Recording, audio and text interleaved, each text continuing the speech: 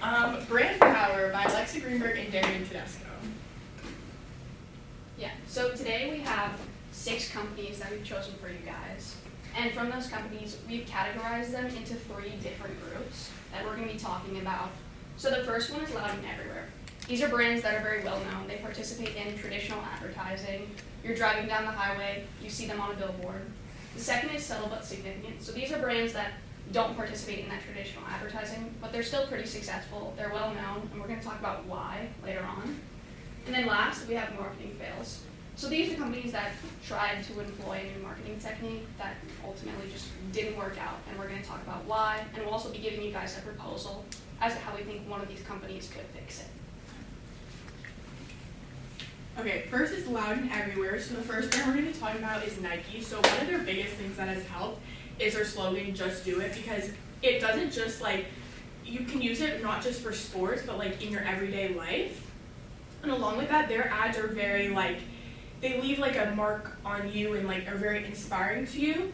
And also they use influencers and athletes to help kind of promote their their athletic clothes, because it for example, Devin Booker, you see he's wearing his Nike gym shoes. He has all sorts of different Nike ones, and that makes if I play basketball, I would want to go and buy those shoes. Or I've seen Olympic track and fields who have their cute tank tops, and it makes me want to go buy that Nike tank top. So just put it that way. Yeah, so the next company we focus on is Coca-Cola. This is a super iconic brand. They've been around since the late 1800s. And we're going to be focusing on one of their marketing strategies. So that strategy was Share a Coke, which essentially replaced their logo with 250 plus first names on bottles that were distributed throughout stores around the world. And what this did was it boosted young adult consumption by about 7% in a single summer, and it reversed 10 plus years of declining sales. And this was huge because it's widely considered as one of the most successful marketing strategies ever employed. Okay, next we're going to be talking about the Subtle but Significant. So the first one we're going to be talking about is Trader Joe's. Raise your hand if you've ever seen a Trader Joe's ad before. Okay, good, because they don't have any. So they do something called unmarketing, and so their way of doing that is basically, being, friendly with customers and their loyalty with that, because obviously, if you're going to Trader Joe's, you're going to be having a conversation with one of their workers. That's how they have people keep coming back. It makes it feel in a way, you're making a friend. And along with that, something that they've been doing are mystery bags. Basically, I don't know if you guys haven't seen it. I've seen it all over social media though. It was about a couple months ago. They made bags because they have an Arizona Trader Joe's bag, but they have one for all 50 states. So they made they had brown bags, and each one they had 3 mystery ones from different states, and so it caused people to want to go and try to get all the 50 states, or I thought the Idaho one was super cool with the potato on it, so it made me want to go buy it, so it helped them as a brand in general with that. So the next company we're focusing on is In-N-Out. So similar to Trader Joe's, it spends almost zero on traditional ads. They don't participate in advertisement. They're really only word of mouth, and they also have the limited menu. So because they have such a small menu and there are only 3 options, this leads to better quality, more consistent quality, and that helps build a sense of trust between the customers and the company. They also have a secret menu, which is they have animal style, protein style. It's variations of the burgers. And this kind of makes ordering feel more of an experience for customers. And lastly, they are a very westward-focused company. So they have no plans of expanding into the east. I think they're opening 1 location in Tennessee, and that's the furthest they'll be going. And this kind of creates a desire to return to In-N-Out. For example, I'm moving to Boston. I'm not going to see any more In-N-Outs, which is really upsetting.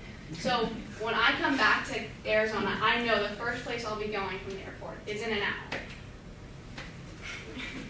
Okay, next we're going to talk about marketing fails.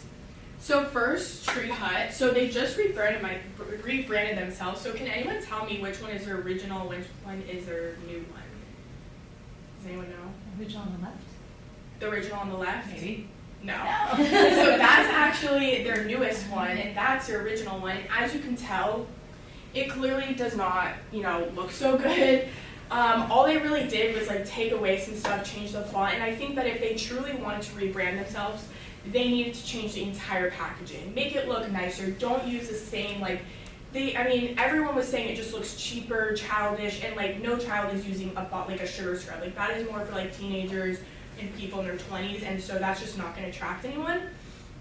And along with that, their senior marketing manager even admitted that scent can't be conveyed digitally, but I think that's wrong. They didn't even like give it a try, because I saw another brand, they're like a hair product brand, and so they just came out with this new scent. It's like a cake scent, and you can easily tell, oh, I know what that's going to smell like. We've all smelled cake before. That made me want to go purchase this. Like, I want to go and buy that because I want to smell like cake.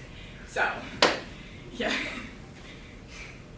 Okay, and the last company we're going to be focusing on is Claire's. So this is a piercing jewelry company, and they reached their peak in like the early through mid-2000s. Since then, though, they've been experiencing a decline. They've had to file for bankruptcy a couple times since 2018. And the issue with Claire's is that their brand identity, it's more so stuck looking like it's advertised for young children, like 9-year-olds, for example. They have Hello Kitty, kind of cheap plastic jewelry, very pastel colors, just not really marketed towards an older audience. And we think that they're losing that older audience because they're leaning way too young. And we think that they have the identity to tap into like the older audience. We think they have the identity to expand. Okay, so we came up with a way of like how we would kind of rebrand Claire's. Yeah, so just to start, we think that in order to fix what they currently have, this is their current jewelry. As you can see, it's pretty cheap, it's plastic, the pastel colors. So on TikTok right now, what's trending is charms, Y2K charm jewelry. And we think that Claire's already has that identity. They're known for their charms.